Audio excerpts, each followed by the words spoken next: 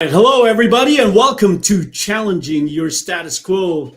This is the podcast series where we talk about succeeding in your business and the other well-beings that makes life's success more balanced and complete. We will be discussing your vocational journey and how to be able to help your vocational journey. But at the same time, we're going to be challenging you on 4 other well-beings in this podcast. And that is every time we're marrying vocational with one of these 4 well-beings, and that is our spiritual well-being, our relational well-being, in other words, your family, your friends, how healthy is that? The physical well-being, which is really how are you doing physically? Are you taking care of yourself? All really before we say vocational success, which is part of the reason why you're here today is probably to just kind of see what kind of vocational help you can get. But you can't help but be successful if you're taking care of the other well-beings. The last well-being that we like to blend into this whole thing is really about your philanthropical well-being. And what I mean by that's a big word for a well-being, but what do you do with the blessings that have been given to you? Now, I know that the industry's had a hard hit, but there's been a lot of blessings that we can count on. So it doesn't necessarily just mean vocational success. It could be on any of those well-beings. And what are you doing with those blessings, period? My name is J.A. Dava. I am the one of the co-founders of Latreia Coaching and Consulting. I'm also a senior coach. And with that, my co-host in this is Paul Waldrop, who is sitting right next to me. Paul Waldrop is not only my co-host, he's my friend, he's my colleague, he's my co-founder along with me, and my brother. So Paul Waldrop, how you doing, bud? I'm doing great. I see you got the memo. We got the same shirts. I did get the memo, so looks good though, Paul. It does. Hey, when you were opening up this show, you said, it's been a hard year. But what I love about the perspective these podcasts bring, it's not just about a day, a week, a month, or a year. We're just talking about life. And when you're talking about the 5 well-beings, it doesn't come down to just a segment of time. We're looking at the whole scope of our human existence, right? The whole scope of the human experience. But what is it that we want to do? And guess what? We get to make that choice. And so by bringing in such special guests, and I'm super excited about today, but when we bring in guests, it helps to broaden that whole perspective, right? That it's not just about a thing or a moment in time. It's really about, what is it that we want out of life? And all 5 of these well-beings working in concert give us that incredible experience. And we get to choose. We get to choose what we want that to look like. Things happen outside of our control. And yes, there's awful things that do happen, but how we respond and what we do to navigate through and get to a different place. All of those, we've got a lot of power in how we decide this. And so I love the whole perspective that each of these shows brings out. So Paul, tell me, so I know we're talking about the well-beings. We can't cover them all, right, in right. A 45-minute span. But what are going to be our main focus today? I know we got the vocational, but what are we marrying that with today? Yeah, so I really think it's today, and our special guest just has this incredible personal magnetism about him, but there's a source for that, right? There is a genuineness, there's an openness, there's a transparency about it, but I think it comes from a spiritual source. And so when you're looking at bringing who you are and all of your uniqueness, but also your journey, your experiences, your faith, how you see life, when you bring that into the workplace, it expresses itself in a very unique way. And sometimes we try to hide that. And we try to maybe say, well, I don't want to bring that into the public spectrum or the corporate spectrum. But I would say when you bring who you really are into the corporate arena, it just changes the dynamic for the better, right? And It changes things in such a positive way. You want me to go ahead and introduce our guest today? No, you know what? I asked you, so you're speaking of the spiritual well-being then, right? So we get to marry that today. Is that what we're doing? Well, yeah, because again, your faith and, our guests will explain that journey and how that impacts the everyday decision making and how that impacts not just decisions, but the relationships. And David did a post this morning just really highlighting and praising his leadership team, okay, and how much of an impact that they're making. That's not just the doing side of leadership. That's the being side of leadership. And that's exactly what we're talking about today. Who you are and how that impacts your leadership in the corporate world, and the spiritual, how it drives that in such a powerful way.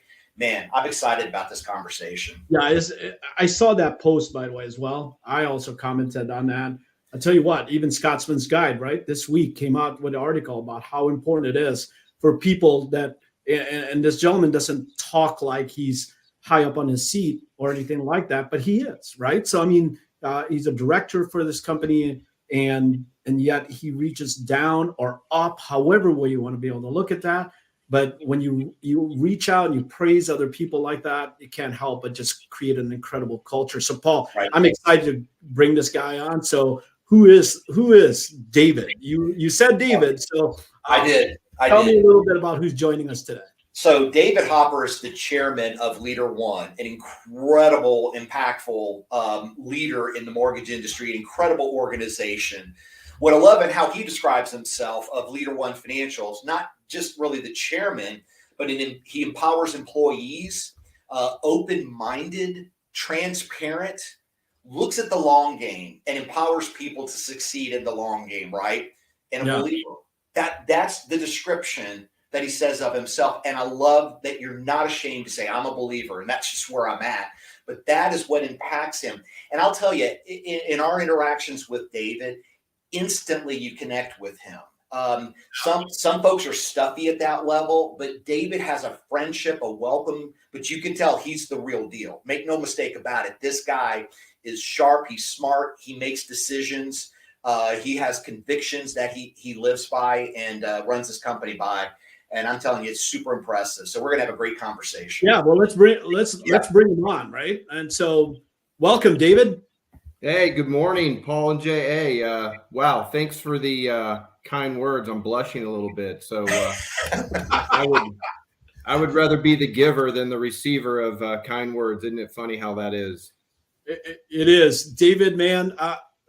Paul just spoke of the long game, and I know I got to get you off the phone quick enough here because you are about to go and hit a long game later on today, right? That's right. So I hope you hit it straight and long. And I'll tell you what, I'm envious that you get to go. You get to golf because I'm out here in Columbus, Ohio, where golf is not really something we can rightfully do right now. So, David, tell us a little bit about you. Well, you guys have the golf shirts on. I do too, but mine is I am going to golf later.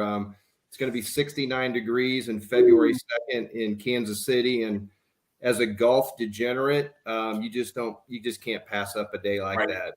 So yeah, well, hey, thanks for having me on. I really appreciate it. I really enjoyed getting to know you guys a little bit. We're working a little bit together, and it's been great. So a little bit about me. I'm here in Kansas City, where Leader One is based. Born and raised here. Married my high school sweetheart, 31 years.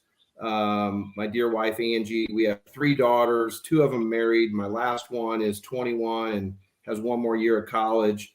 And I have 3 grandkids.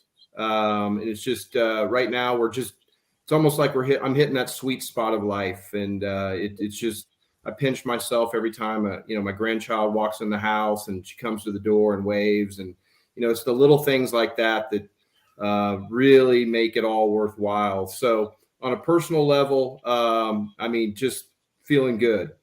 Business level wise, Leader One, like I said, based here in Kansas City, been around since 1992, an independent mortgage bank. And, we're swinging and ducking like everybody else out there. And we feel good about where we are. And, we're looking forward to get to the other side. So, yeah. David, did you, I know Leaders One, when I think about them, is this a company you started? I mean, is this? I did not. Yeah, I'm not that smart. Okay. Yeah, I'm not that smart. So Leader One was started by A.W. Pickle in 1992 here in Kansas City. And actually I just had lunch with A.W. a week ago. And, fast forward, he started out as a mortgage broker and then became a banker, got his Fannie ticket. And then obviously we all know what happened, 06, 07, 08. He was never into subprime, but again, that was a tough market in the mortgage industry. And he had a really good idea. And he sold 75% of the company to guys like myself. And, nobody owns more than 12% of Leader One, which I think is key because we focus on what's best for the company. And then just through all of that, through the evolution of, as you get, different leaders and different ideas, we ended up buying AW out. Gosh, I think it was maybe 10 years ago in an amicable buyout. And, we've taken the company from, a small little mortgage bank to what I would consider a mid-size IMB. And it's been a heck of a ride. It's been through the valley of fire and death. I mean, I there's been times I've been sucking on my thumb under my desk, right? When COVID hit, and all those margin calls came in, and you really test your mettle, right? You want to talk about faith and all that, boy, you pour into it really big time. So, it's been a fun ride. I'm ready for some more fun though, right? The last couple of years have been, some downs, and so we're looking forward to 2024. Well, you know what? First of all, I think 2024 is very pivotal, right? I think it is going to pivot in the right direction, by the way. So for all of those that made it through 2023, they're in for what I think is going to be a beautiful norm, right? Which is more heading uphill than, a good hill going up rather than a downslide of business. And so, but I want to ask you one more thing about your company, because I love the fact that there's been a journey throughout that with AW Pickle and then your group. And I love the concept of just being 12%. And, but just out of curiosity, what, if I may, this is a great commercial time, but it really is more just being able to blend the vocation with spiritual, which I'm about to walk into. But tell me about your company and what do you think differentiates your company from others, without disparaging others, of course, but what do you think the key differentiator is for your company? Yeah, wow. I'll try not to go on forever. Obviously I love this company, right? I've been here 15 years, and, I think it touches on what I talked about earlier is we really all came together with AW, and those thoughts were to create a company that's really about the employees and the customers. And I know that that's really simple and, probably used before, but most mortgage banks are owned by a private equity firm or a parent bank, or it's one or two guys. And when you try to run a company that, yes, you need to make money, right? Because you have counterparties and you have all of that, but your main focus isn't to drive X millions or tens or 20s of millions back to somebody else. It's to create an environment that people want to be a part of something. And I always say that sum is greater than the parts. That's our philosophy. And, I think it's served us well, through this. Collaboration is huge in our environment. And as I posted that today on LinkedIn, because our executive team, they think of this, right? You're an executive and you have collaboration with sales guys like me. Well, sales guys, right? Like we want to do everything under the sun. We don't like the word no. And we really believe in embracing the possibility, but most operational, or they really probably don't want to hear what someone else has to say. And that's, we're convicted about this. It's on our who is leader one, embrace the possibility, open-mindedness. And so I think that's probably the biggest difference. Doesn't mean we always get along. No, you don't think we haven't had arguments in the last 2 years? Are you kidding me?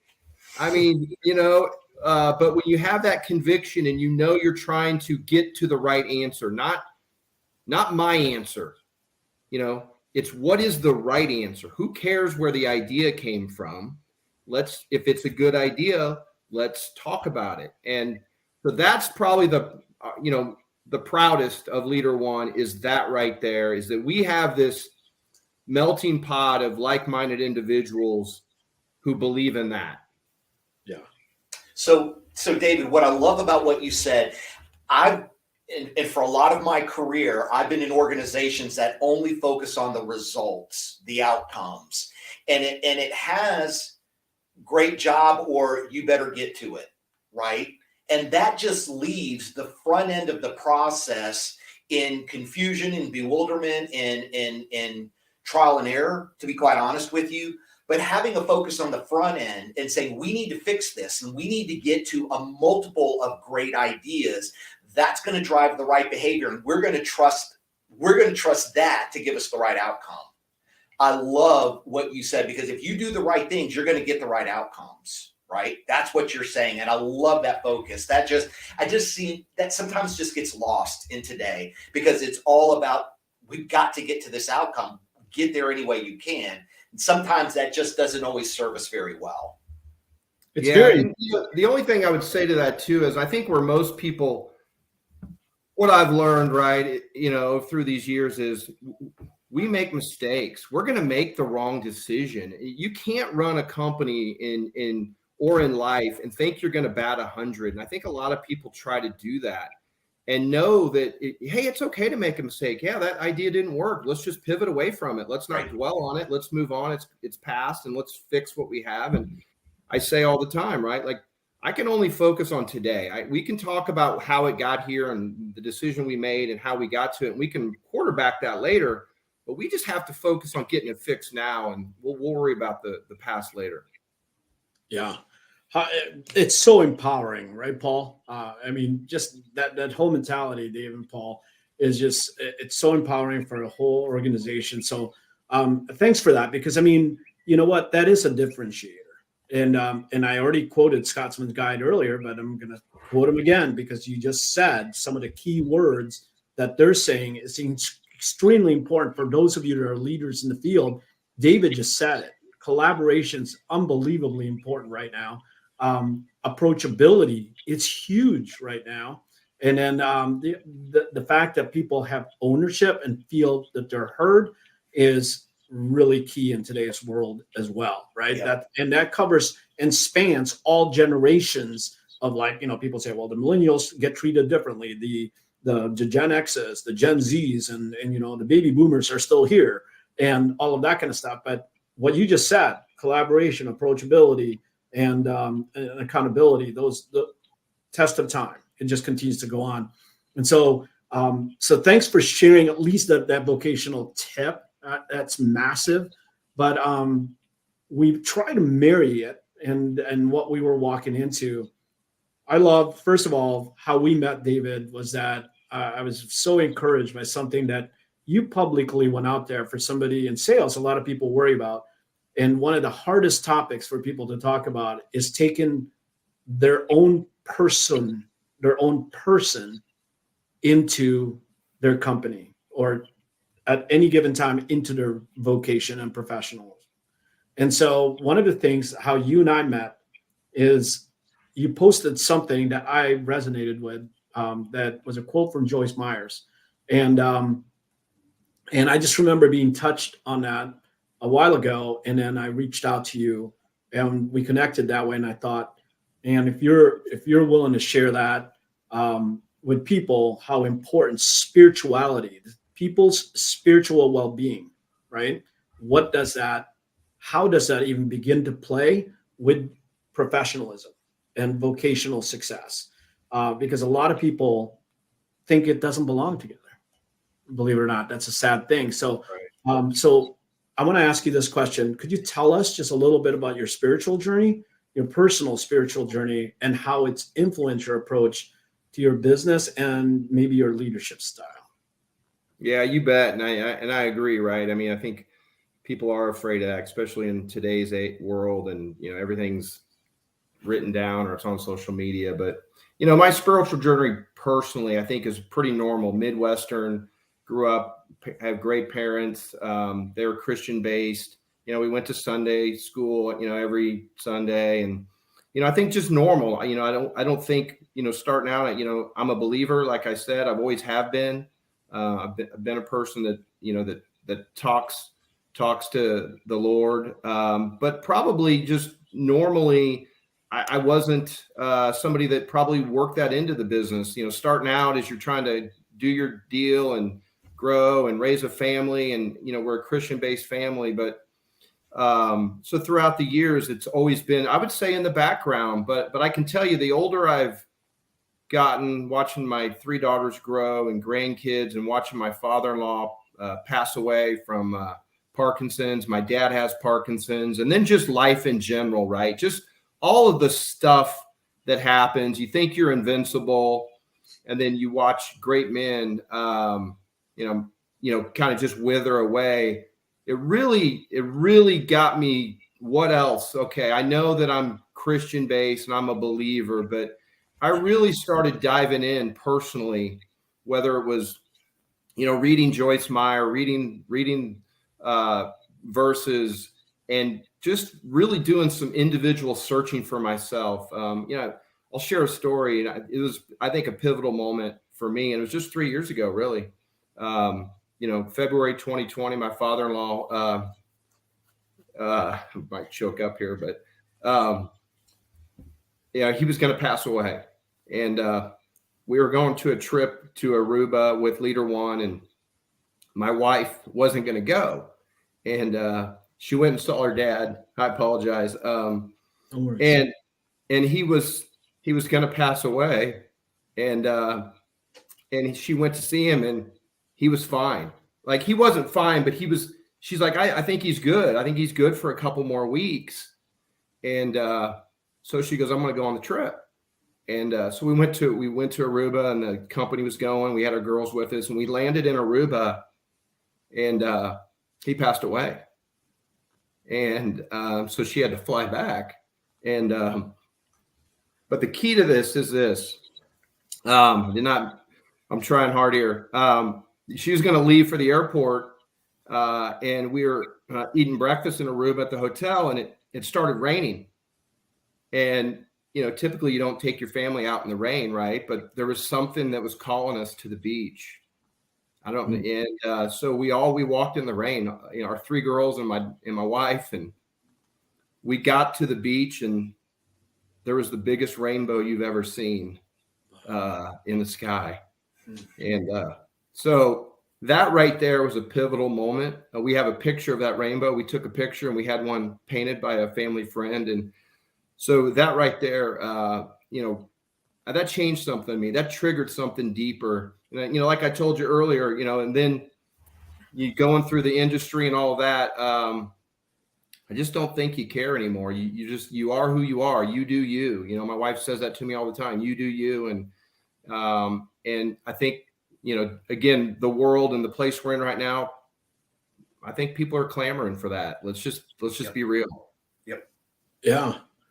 Well, wow. So you shocked me with that as well, by the way, because I didn't know that part of the story. Usually you don't ask questions unless you know the answer. I didn't know. I didn't know the answer to that one, but that's probably one of the greatest things you could have shared with us. Thank you for that, by the way. Yeah, you bet. I have a feeling that he was a believer as well, and it's probably in a much better place, right? So hopefully we're doing that justice. But David, thanks for sharing that. And it is, you were there, Leaders One. I'm sure a lot of people saw that, saw what you were going through, saw what your wife was going through, your daughters. And whether or not they saw you out in that rain or not, doesn't really matter. They saw the rainbow. But here's what I want to really ask you as well.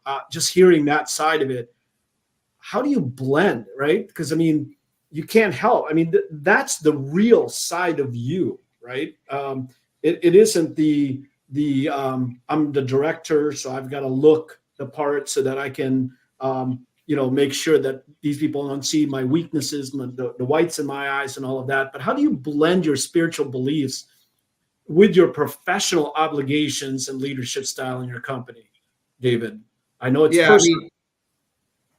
Sorry not to cut you off, but I think it is done, I hate to say it, but you do have to be mindful, right? You do have to be mindful, but I think it's really simple. It's that beautiful 4-letter word, and it's love, right? Everywhere you look, it's there. And so if you take that concept, and when you're working with people or talking to people, and if you can give love, I think you can meld the two. And everyone doesn't have to have the same beliefs. But if we know that we're giving love to each other, and we have a core value, and it's serve one another. It's just who we are. And when you try to run a company, that if I'm trying to serve you, Paul, in a conversation and everything we do, and you're trying to serve me back, man, there's not a lot of things that can go wrong there if that's our mindset. And listen, we're not perfect, right? Like, no way do we do it every day and all that. I'm not trying to say that, but we're very mindful of that. We remind each other, wait a minute, hey, we're off base a little bit here. Let's talk about it. So I think that, when you talk about communication and open-mindedness, it's that, along with really caring about the people, not about the numbers. The numbers are the numbers. If we work hard, they are what they are. The water's going to go where it's going to go. But you don't get back the relationships. That's what you don't get back. And that's really, I think that's really where our focus is. It's where my focus is.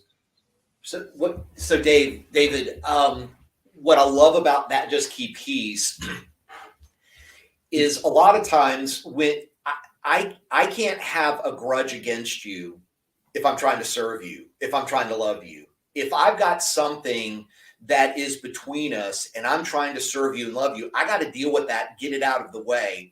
And what happens is, think of the dam that's holding back the creativity, the energy, the connection, the solutioning that could come forward, right? When you remove that obstacle, that thing between us, now all of a sudden, all of that pent up energy and creativity that's going to get the organization to the better place, all of a sudden it's out of the way and all that energy comes forth. Now you've got both of those energies coming together to be able to solve problems and look at things in a creative way, and now coming up with new ideas and better ways to approach it. Or sometimes it's staying positive when there's just a lot of junk going on around you, and staying positive and staying engaged and staying in the game is just as important, right? And so that value alone, bringing that spiritual component in, and now it applies to business. Yeah, you bet it does, because it removes everything that's standing in the way of you getting to a better place. Man, that is so powerful. I just hope the folks hear that, Jay. That was just incredible. Yeah. Once again, you're just blowing me away, David. So, and again, you know what? I have this whole script, ask you questions. It's already blown out in the water, just to let you know. So Right. It doesn't matter, because this conversation is exactly what the spiritual blend of vocation should be all about. Because you know what, David, we've had the pleasure of working with some of your leaders and some of your sales folks as well. And I'll tell you, it is affecting your company, right? But it's not overpowering. It's not like they're out there telling me about what you're sharing right now, but it is the approach of one consistent thing that we're seeing throughout your company is that there seems to be that blend of, I care about the company. I love the company. You said it earlier. And so that is impacting in such a big way that that's really, you're showing what we are feeling about your company. And that's one of the biggest reasons, man. And it's just so awesome to be interviewing you, because what I'm feeling right now, and this whole radical principles of business, I really want to ask you about that. That's you that brought that up to us, right? So the radical principle in business, I got to go there, because I think that you know what, when you're not, and by the way, I want it clear, because you said it earlier when I was telling you, hey, David, if you feel uncomfortable with this and that, let me know. And he goes, nope, I'm going to speak personally, right? As the leader of my company, I want it to be personal. And so, but then you brought 3 phrases to us: radical transparency, radical communication, and radical open-mindedness. I really didn't know what that meant until this interview that's now blown out of my questionnaire. It's gone. So I'm just going to go to the bottom line here as we, are coming closer to the end of our time together. But talk to me about what radical principle in business is. What does that mean? Radical transparency, communication, open-mindedness. Well, yeah, I mean, and I love talking to you guys because this is real, right? I think unscripted is the best way, and just talk from the heart. And I think, it feels good. It feels good to have this conversation. So I appreciate that with you guys. So I'm a Ray Dalio fan. So when, I became chairman a little over 8 years ago at Leader One, and, I was like, okay, I was a director. Now I'm the chairman. And so I really started diving into a lot of different things. I read a lot of books. And the Ray Dalio's book really struck me. And it's talking about a meritocracy and everything that I think that we talked about at Leader One. It just kind of all came like, yeah, this is what we've been talking about. This is what we're trying to create. And so the radical part is really kind of what we talked about earlier is, so how do you keep doing it? You keep talking about it. It has to be top of mind. But, radical transparency in the mortgage industry, I can tell you, is most people are not. They're not transparent. And through, we are. And I think there's a reason why, that people have been here 10 and 15 years. Because when you keep it real and you share them with, hey, here's the financials, here's this, here's X, Y, and Z, we have to be able to do this. People are like, okay, I get it. So that makes life so easy at Leader One with whether it's salespeople, loan officers, processors. You can put your head, there's nothing left. Here's the financials, and most companies won't do that. So that transparency part is super easy on a business side. Transparency on the human side, it's not as easy. It's really not, because you have to build trust. You can say transparency all you want, but if you don't trust each other, you're not going to get it. So we've done a lot of work, and we still do a lot of work. And then obviously it all kind of melds together, right? The open-mindedness, you cannot have a collaborative company. You can't have people, you can't have 15, 20 ideas and not be open-minded. It doesn't work. So it's going to fail immediately. And I think the proof's in the pudding a little bit. 15 years later, we're able to still say that we're open-minded and embracing possibility, and we live it and we breathe it. And then the communication part, I think, is the hardest, honestly. It's the hardest. Is do you over-communicate? Okay, then if you over-communicate, people are like, oh, just stop. And if you don't communicate enough, they're like, hey, there wasn't enough communication. So from an executive level all the way down, it's just, there's been times where I think there wasn't enough communication, and then there's too much. So the radical part of it is we're not going to let it go. We're not going to give up on it. We're convicted. This is who we are. And it hasn't changed in a long time. 10 years when we sat down with Jim Brown, who's a board governance coach of ours. And we got in a room and we didn't leave for 2 days, and we challenged our convictions, and we came out with who is Leader One, and it hasn't changed since. And it guides us on every decision we make. So that's the radical part of it is we're not giving it up. Paul, who would have thunk, right?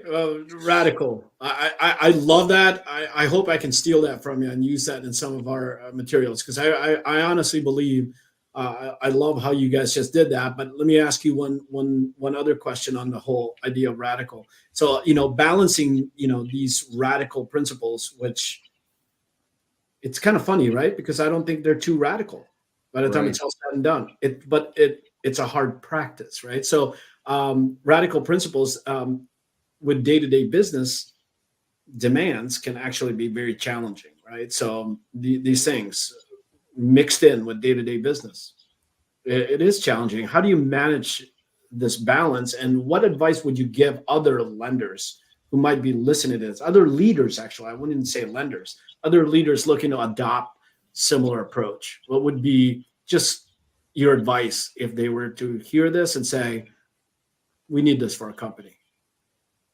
Yeah, I mean, I think through it all, right, is when we say radical communication and radical transparency, I think what most people think is that you say everything that's on your mind.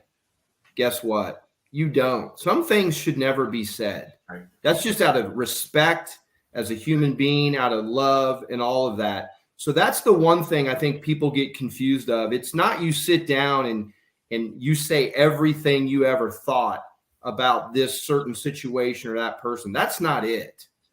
But it's being honest, it's being truthful, respectful, professional, and more importantly, as your well-being, relational, that personal.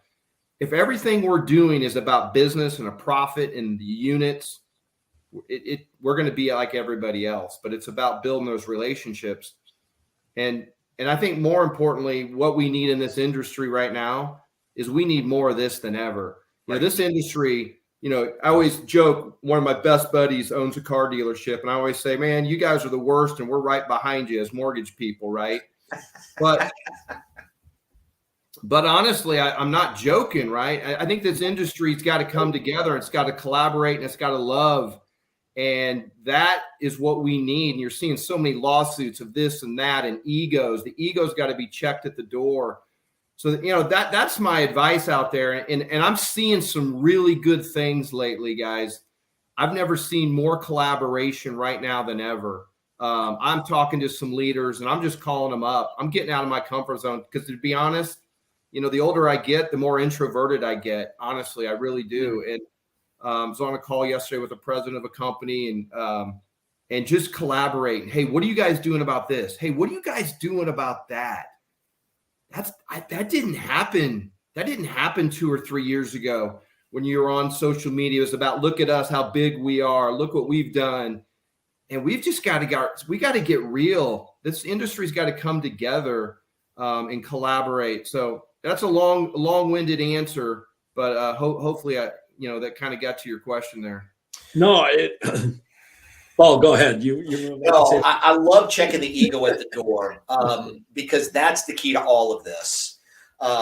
Because again, we're so worried about our image rather than worried about relationship. And that's the difference maker. Your ego stands between you and a relationship, and relationships are the stuff of life, even in business, that just becomes so rich. It not just makes it tolerable, it makes you succeed, because at the end of the day, every sale is a relationship. Every decision is based on a relationship. And I love the idea. Just check your ego. You're not going to lose anything. You're going to gain everything. Absolutely. That radical principle, David, as we're coming to a close and in our time, I mean, it flew. Usually I say, you're off the hot seat, but I think I'm off the hot seat with you. Right. Well, again, right. I mean, my piece of paper is gone. I didn't know where I was going to go with it, but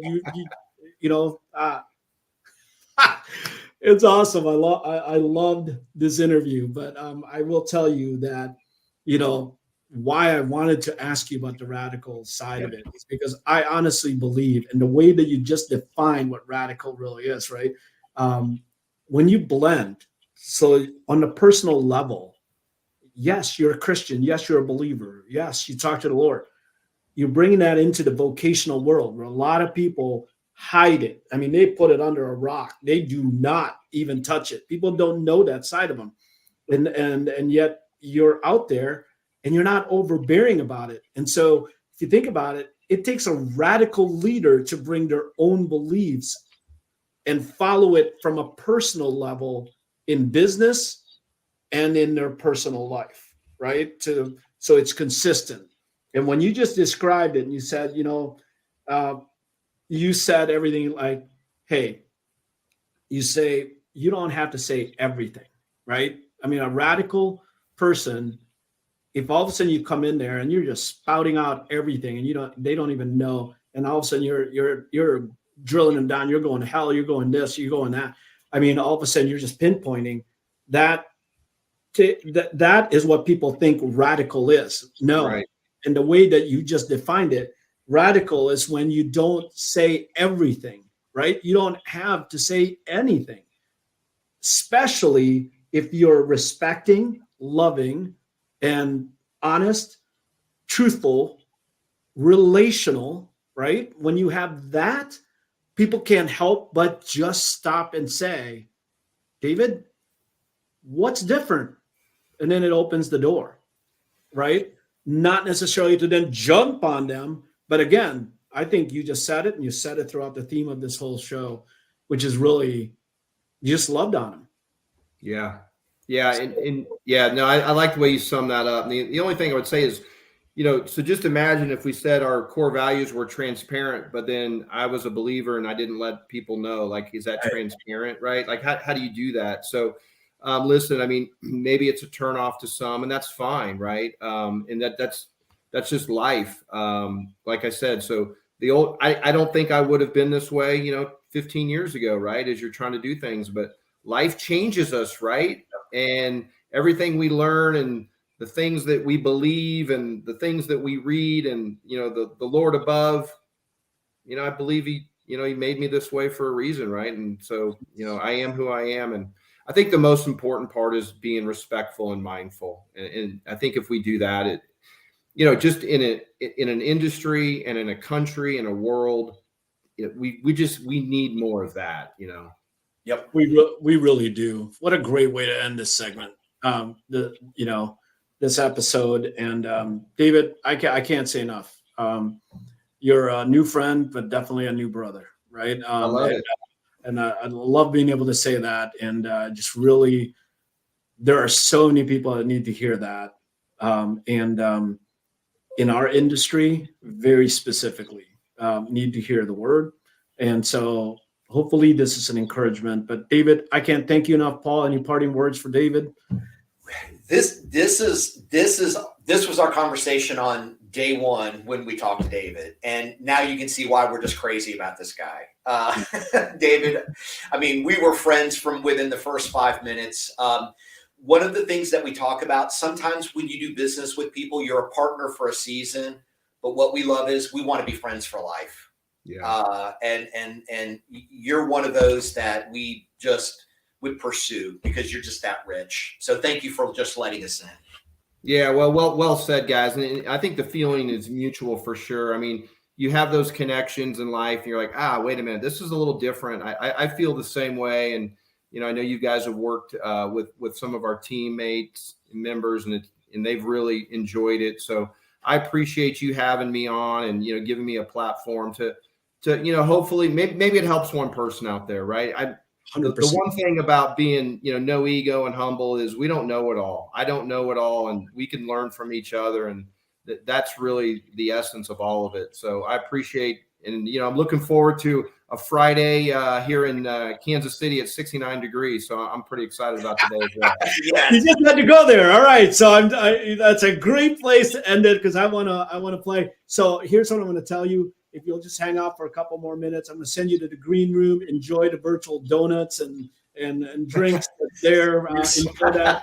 We're going to put you there, but we got to at least do the due diligence here and say goodbye to our group. But David, we're blessed to be blessed by you today. So thank you so much again, man. All right, thanks, guys.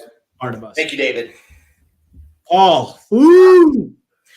What a show! I love that show. Right? David's the kind of guy. I mean, you just want to go out with the guy. Go out for lunch, go out for dinner, breakfast, and you just hang and you talk, and you just walk away full.